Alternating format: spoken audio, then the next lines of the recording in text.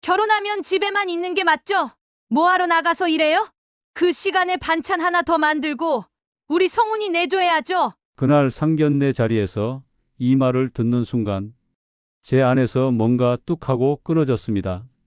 어떻게 저런 말을 사돈 앞에서, 그것도 내 딸 앞에서 할 수 있을까요? 그건 시작에 불과했습니다.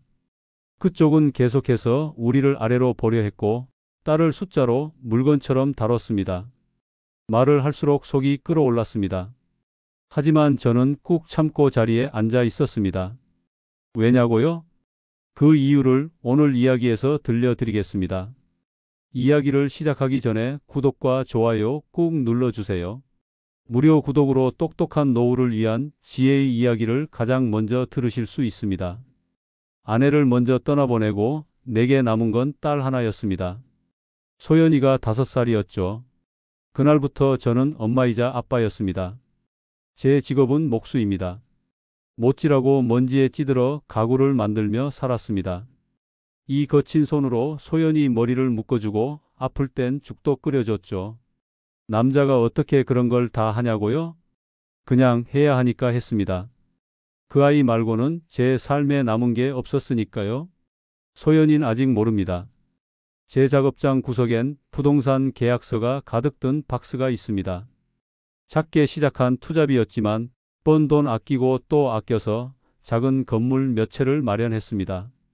그 월세를 한 푼 두 푼 모아 소연이 대학 등록금도 내고 결혼자금도 따로 모아뒀습니다. 그 계약서들 사실은 다 소연이 시집갈 날만 바라보며 쌓은 거죠. 아빠, 나중에 결혼해도 가까운 데 살 거예요. 매일 밥 챙겨 드릴게요. 대학생 시절 소연이가 자주 하던 말입니다. 저는 늘 이렇게 답했죠. 멀리 가도 괜찮아. 좋은 사람만 만나면 된다. 그게 진심이면서도 한편으로는 걱정도 됐습니다. 과연 정말 좋은 사람을 만날 수 있을까? 소연이는 결국 대기업에 들어갔습니다. 똑 부러지고 성실한 아이입니다. 엄마가 봤으면 참 대견해 했을 겁니다. 그러던 어느 날 소연이가 들뜬 얼굴로 말했습니다. 아빠, 나 결혼하고 싶어요. 진짜 괜찮은 사람이에요. 그 말에 저는 조용히 고개를 끄덕였습니다. 딸의 눈빛이 반짝였거든요. 박성훈이라는 청년 대기업 다니다가 지금은 스타트업을 한다더군요. 소연이는 성공할 사람이라며 믿어 의심치 않았습니다. 상견례 날짜가 정해졌습니다. 저는 오래된 양복을 꺼내 입고 구두도 정성껏 닦았습니다. 소연이의 행복을 위해 좋은 인상을 주고 싶었습니다. 하지만 그날 예비 사돈 부부를 보는 순간 묘한 기분이 들었습니다. 웃고 있었지만 속은 불편해졌습니다. 상견례 날 저는 깨끗하게 다려둔 양복을 입고 소연이와 함께 약속 장소인 레스토랑에 도착했습니다. 소연이는 제 팔을 살짝 잡으며 말했습니다. 아빠, 너무 긴장하지 마세요. 성훈이 부모님 정말 괜찮은 분들이에요. 저는 웃으며 고개를 끄덕였지만 속으로는 알 수 없는 긴장이 스멀스멀 올라왔습니다. 레스토랑 문을 열고 들어서자 성훈이 부모가 먼저 와 있었습니다. 눈에 띄게 반짝이는 명품 시계, 크고 반짝이는 귀걸이, 온몸에서 퍼지는 진한 향수 냄새. 두 분 다 말 그대로 번쩍번쩍했습니다. 저는 20년 넘게 결혼식에나 입던 양복을 꺼내 입었죠. 그런 제 모습을 두 사람은 위에서 아래까지 한번 훑어보았습니다. 아이고, 김 선생님. 드디어 뵙네요. 성훈이 어머니 박미라 씨가 손을 내밀며 웃었습니다. 소연이가 아버님 자랑을 많이 했어요. 혼자서 키우셨다면서요? 정말 안쓰러우셨겠어요. 그 말에서 칭찬은 느껴지지 않았습니다. 동정이 섞인 말투에 저는 마음이 불편해졌습니다. 자리 앉자마자 예비 안사돈은 자기 아들 자랑을 시작했습니다. 우리 성훈이는 3대 독자예요. 어릴 때부터 과외만 5개. 옷은 백화점에서만 샀고 고등학교 때는 미국도 다녀왔어요. 뭐 하나 부족한 게 없죠. 저는 고개만 끄덕이며 조용히 듣고 있었습니다. 그래, 좋은 환경에서 자란 사람이면 딸에게도 좋겠지 그렇게 생각했습니다. 하지만 그 생각은 오래가지 않았습니다. 그런데 김 선생님, 소연이는 어머님 없이 자랐다면서요? 그럼 살림은 어디서 배웠을까요? 아버님이 가르치셨어요? 후, 그 순간 식탁 위 공기가 얼어붙는 느낌이 들었습니다. 소연이의 표정이 굳었고 저는 조용히 물을 마신 뒤 딸의 손을 가만히 잡아주었습니다. 소연이는 혼자 살면서 다 배웠습니다. 제가 가르친 건 정직함과 성실함입니다. 그 말에 예비 안사도는 입꼬리만 올리며 웃더니 이렇게 말했습니다. 그래서 더 걱정이에요. 저희 집은 품격을 중요하게 생각하거든요. 결혼해서는 제대로 살림하는 게 기본이잖아요. 이야기가 갈수록 이상해졌습니다. 마치 우리 집은 부족하고 본인들은 뭔가 대단한 집안인 듯 말했습니다. 그리고 곧 예단 이야기가 나왔습니다. 그 말을 듣는 순간 저는 정말 귀를 의심했습니다. 아, 예단은요, 저희 집이 워낙 격식 있는 집안이라서요. 예비 안사돈이 와인을 한 모금 마신 뒤 웃으며 말을 이었습니다. 큰 거 한 장 정도는 들어와야죠. 명품 시계 하나는 채워줘야 성훈이 손목이 허전하지 않겠어요? 그 말을 듣는 순간 저는 물을 꿀꺽 삼켰습니다. 소연이는 조용히 고개를 숙였습니다.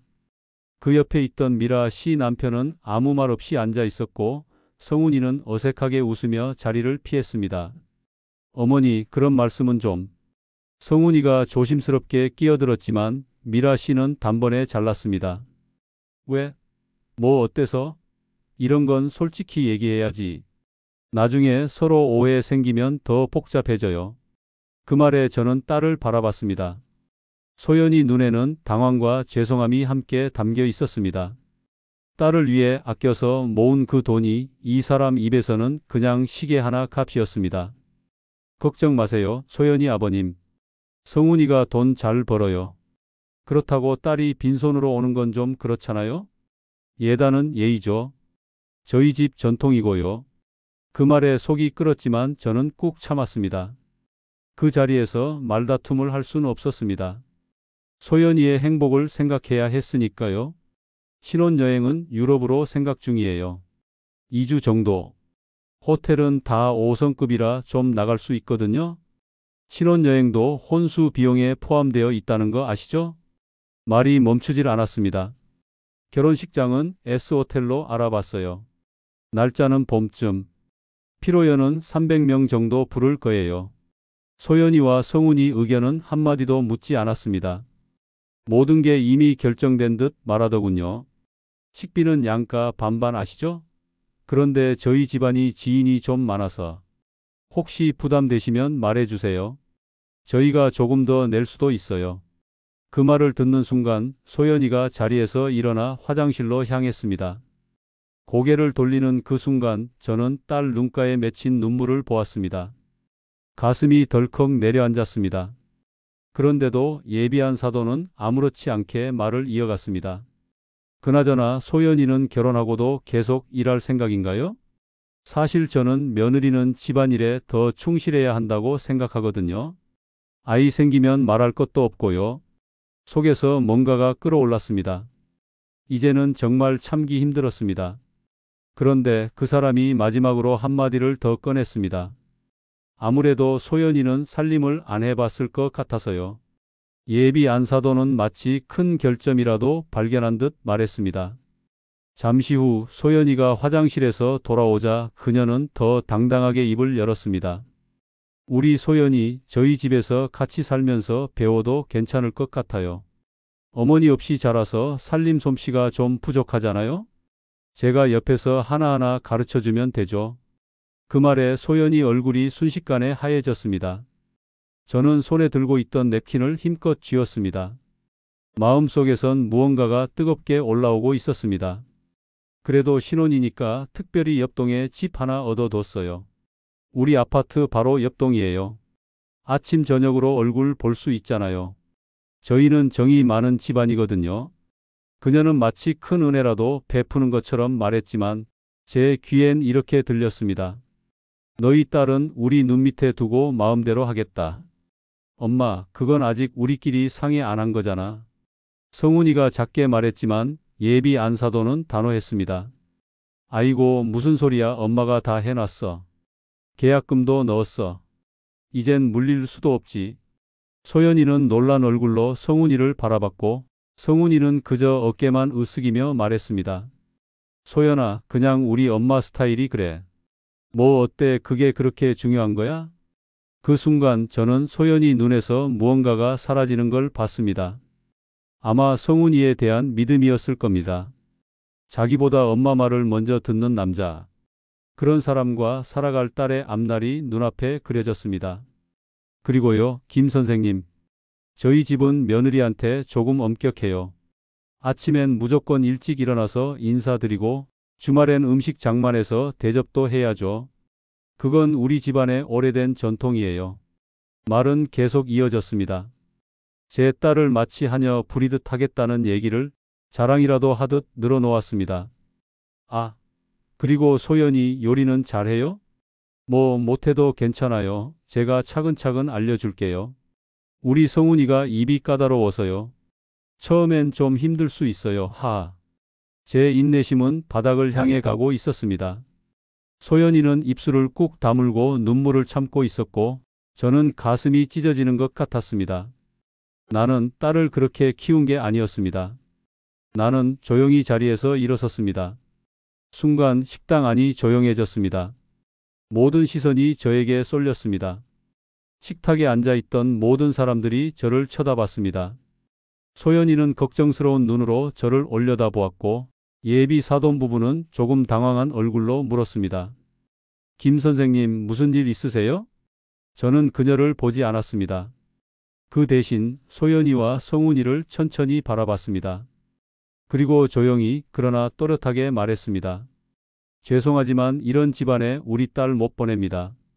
식당 안이 조용해졌습니다. 예비 안사돈의 얼굴이 붉어졌고 남편은 어쩔 줄 몰라 고개를 돌렸습니다. 성훈이는 급히 자리에서 일어나더니 말했습니다. 김 선생님, 지금 이 말씀이 무슨 뜻이세요? 예비 안사돈은 목소리를 높였습니다. 이게 무슨 무례한 말씀이세요? 우리 집안을 무시하시는 건가요?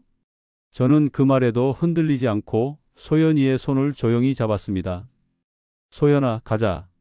소연이는 망설이다가 제 손을 꼭 잡고 일어났습니다. 그 순간 성훈이가 앞을 막아섰습니다. 정말 이걸로 파혼하시겠다는 거예요? 그냥 어머니 스타일이 좀 센 거예요. 저는 그를 쳐다보지도 않았습니다. 그저 말없이 딸과 함께 걸어 나왔습니다. 등 뒤로 안사돈의 날 선 목소리가 들렸지만 저는 돌아보지 않았습니다. 주차장에 도착하자 소연이는 제 품에 안겨 엉엉 울기 시작했습니다. 아이 때처럼 흐느끼며 울었습니다. 아빠, 미안해요. 나 때문에 이런 일이.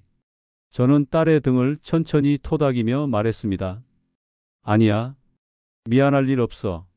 오늘은 아빠가 오히려 고마워해야 하는 날이지. 소연이는 고개를 숙이며 말했습니다. 하지만 성훈 씨는 좋은 사람이에요. 그래. 사람은 괜찮을 수 있지. 근데 내가 정말 힘들 때 그 사람이 너 편 못 들어주면 그게 무슨 의미가 있겠니? 소연이는 아무 말 없이 고개를 끄덕였습니다. 결혼은 사람 하나만 보는 게 아니야. 그 사람 둘러싼 사람들, 집안 분위기, 그게 다 너한테 평생 영향을 줄 거야. 그 집은 너를 딸이 아니라 집안이라는 사람으로 생각하더라. 아빠가 널 그런 집에 보낼 수는 없지. 소연이는 또 눈물을 흘렸습니다. 저는 차 키를 꺼내며 말했습니다. 이제 집에 가자. 오늘은 충분히 울어도 돼. 내일은 웃을 수 있을 테니까. 그때 성훈이가 주차장 쪽으로 뛰어왔습니다. 소연아, 잠깐만. 저는 아무 말 없이 차에 시동을 걸었습니다. 백미러로 점점 멀어지는 성훈이를 바라보며 제 마음속에서 마지막으로 생각했습니다. 그래, 이게 잘한 거다. 내 딸을 지켜낸 거니까. 집으로 가는 차 안은 조용했습니다. 소연이는 창밖만 멍하니 바라봤고 가끔씩 작게 훌쩍였습니다. 저는 말없이 운전만 했습니다. 한참이 지나서야 소연이가 입을 열었습니다. 아빠, 미안해요. 제가 사람을 제대로 못 봤어요. 소연이의 목소리는 떨리고 있었습니다. 신호등 앞에서 차를 멈추고 저는 딸의 손을 잡았습니다. 왜 미안해하니? 인생은 사람 보는 연습이야. 오늘은 그냥 연습 한번 한 거라고 생각하자. 소연이는 고개를 저었습니다. 아빠가 평생 모은 돈 다 저 위에 준비하신 건데 그런 집안에 시집 가려 했다니 제가 너무 부끄러워요. 소연아, 돈은 다시 모을 수 있어. 근데 내 행복은 잃으면 다시 못 찾아. 아빠한텐 돈보다 내가 더 소중해. 신호가 바뀌고 차는 다시 천천히 움직였습니다. 소연이는 창밖을 보며 조용히 말했습니다. 성훈 씨는 좋은 사람이었어요. 그런데 오늘은 달랐어요. 어머니 앞에서는 완전히 다른 사람이었어요. 사람은 가족 앞에서 제일 솔직해지거든. 오늘 본 모습이 진짜일 수도 있어. 그게 너랑 평생 살아갈 그의 진짜 얼굴일지도 몰라. 소연이는 조용히 고개를 끄덕였습니다. 눈물이 조용히 볼을 타고 흘러내렸습니다. 옆집에 살면서 시어머니 감시받고 아침마다 인사드리고 주말마다 음식하고 생각만 해도 숨이 막혀요. 그래서 아빠가 널 데리고 나온 거야. 그런 삶을 살지 않아도 돼. 넌 내가 원하는 삶을 살면 돼. 집에 도착해서도 차 안에서 한참을 앉아 있었습니다. 그때 소연이가 제 손을 꼭 잡았습니다. 아빠, 정말 감사해요. 오늘 아빠가 아니었으면 저 그냥 참고 결혼했을 거예요. 저는 소연이 머리를 쓰다듬었습니다. 아이가 어릴 때처럼요. 아빠가 있잖아. 내가 행복하지 않은 결혼은 절대 안 돼. 그건 아빠가 절대 허락 못 해. 소연이는 눈물 섞인 얼굴로 웃었습니다. 하지만 그 웃음은 오랜만에 본 진짜 미소였습니다. 저 성훈 씨한테 전화할게요. 제대로 깔끔하게 이야기할게요. 그래. 상처 주지 않고 정리 잘하렴. 우리는 함께 집으로 들어갔습니다. 그날 밤 소연이는 성훈이와 긴 통화를 했습니다. 울음도 있었고 다툼도 있었지만 결국 끝이 났습니다. 그날은 우리 인생에서 아주 중요한 결정을 내린 날이었습니다. 소연이에게도 저에게도요. 파혼 후 소연이는 꽤 오랜 시간 힘들어했습니다. 출근도 어렵고 식사도 잘 못했습니다. 하지만 젊은 사람은 다시 일어나는 힘이 있더군요. 시간이 흐르면서 서서히 자기 모습을 되찾기 시작했습니다. 아빠, 이제 괜찮아요. 결혼 전에 알게 돼서 다행이에요. 그 말을 듣는 순간 저는 마음이 놓였습니다. 소연이는 일에 더 몰두했습니다. 성과도 좋았고 승진도 했습니다. 사람을 쉽게 믿지는 않았지만 대신 자신을 더 단단하게 만들었죠. 책도 많이 읽고 여행도 다녔습니다. 저는 여전히 목수일을 했습니다. 굳은 살 박인 손처럼 우리의 일상도 단단해졌습니다. 소박하게, 꾸준히, 묵묵하게 그게 우리 부녀의 방식이었습니다. 아빠, 저 집 알아볼까 해요. 독립하려고요. 처음엔 망설였습니다. 하지만 아이는 언젠가 날아가야 할 새니까요. 그래. 좋은 생각이야. 아빠가 도와줄게. 소연이는 회사 근처 작은 아파트를 얻었습니다. 저는 제가 가진 건물 하나를 정리해 보증금을 마련해 줬습니다. 이건 내 몫이다. 엄마가 살아 있었다면 너에게 주고 싶어 했을 거야. 집들이 날 소연이의 집은 웃음으로 가득했습니다. 그 모습을 보며 저는 속으로 생각했습니다. 이제야 진짜 자기 삶을 사는구나. 그 후로 소연이는 더 신중하게 사람을 대했습니다. 조금씩 천천히 알아가며 아빠, 요즘 만나는 분이 있어요. 아직은 시작 단계지만 이번엔 서두르지 않을 거예요. 저는 말없이 고개를 끄덕이며 웃었습니다. 넘어졌다고 주저앉지 않고 다시 걷는 모습이 얼마나 기특하던지요. 저는 여전히 제 자리에서 일하고 남은 임대 건물도 관리했습니다. 동네 어르신들과 바둑두고 주말마다 딸을 만나는 일상이 이제는 저의 가장 큰 기쁨이 되었습니다. 우린 그냥 우리 식대로 꾸준히 묵묵히 살아갔습니다. 그렇게 2년이 흘렀습니다. 소연이는 차장으로 승진했고 저는 조금 더 나이를 먹었습니다. 하지만 변하지 않은 게 있다면 바로 저와 딸 사이의 믿음이었습니다. 그리고 어느 날 소연이가 환한 목소리로 전화를 걸어왔습니다. 그 소리를 듣는 순간 저는 직감했죠. 아, 이번엔 진짜 봄이 오려나 보다. 아빠, 이번엔 진짜 괜찮은 사람이에요. 한 번만 만나주세요. 소연이의 목소리엔 설렘이 가득했습니다. 순간 2년 전 그날이 떠올랐지만 저는 딸을 믿기로 했습니다. 그래, 언제 만나면 될까? 소연이가 소개한 남자는 정민수 씨였습니다. 건축 설계를 하는 조용한 청년이었죠. 처음 만났을 때 겸손하고 단정한 인상이 남았습니다. 무엇보다 소연이를 바라보는 눈빛이 따뜻했어요. 김 선생님, 소연이가 아버님 이야기를 자주 해요. 저도 꼭 뵙고 싶었습니다. 그는 말보단 행동으로 마음을 전하는 사람이었습니다. 상견례 자리에서도 민수의 부모님은 소박하고 따뜻했죠. 예단, 예물, 격식 같은 말은 한 번도 없었습니다. 그저 두 사람이 행복하길 바란다는 마음만 전했죠. 결혼 준비도 조용히 자연스럽게 흘러갔습니다. 서로 배려하고 서로 존중하며 그렇게 하나하나 준비해 갔습니다. 결혼식 날 소연이는 세상에서 가장 예쁜 신부가 됐습니다. 제 팔을 잡고 입장하면서 딸이 조용히 속삭였습니다. 아빠, 그날 데려가 줘서 정말 고마워요. 저는 웃으며 고개를 끄덕였습니다. 그리고 신부 대기실에서 마지막으로 딸에게 봉투 하나를 건넸습니다. 이게 뭐예요, 아빠? 그래. 이번엔 아빠가 축의금 큰 거 한 장 준비해야지. 그 안엔 소연이 이름으로 된 건물 등기부 사본이 들어 있었습니다. 평생 모은 재산의 절반이었죠. 아빠, 이건 너무. 그거 내 엄마가 살아 있었다면 꼭 너한테 주고 싶어 했을 거야. 이건 내 인생의 든든한 미천이야. 소연이는 눈물을 흘리며 웃었습니다. 저는 그 웃음을 보며 마음속 짐을 내려놓았습니다. 결혼식을 마치고 집으로 돌아오는 길, 문득 2년 전 그 상견례가 떠올랐습니다. 그때 그 집안과 결혼했더라면 아마 지금의 이 웃음은 없었을 겁니다. 그날 그 집은 시계 하나 받아보려다 딸 하나를 잃었다. 저는 혼잣말처럼 웃었습니다. 그리고 마음속으로 덧붙였죠. 그게 내가 해줄 수 있는 최고의 복수였다. 부모가 자식에게 줄 수 있는 가장 큰 선물은 때로 막아주는 용기인지도 모릅니다.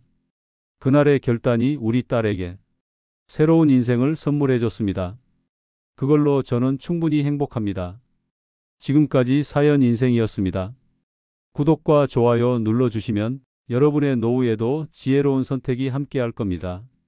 이야기를 들으시면서 우리 집 이야기 같다고 느끼신 분도 계실 겁니다. 혹시 주변에 자녀 결혼 문제로 고민하는 분이 있다면 이 영상을 함께 나눠주세요. 한 번의 선택이 그 아이 인생 전체를 바꿀 수도 있으니까요.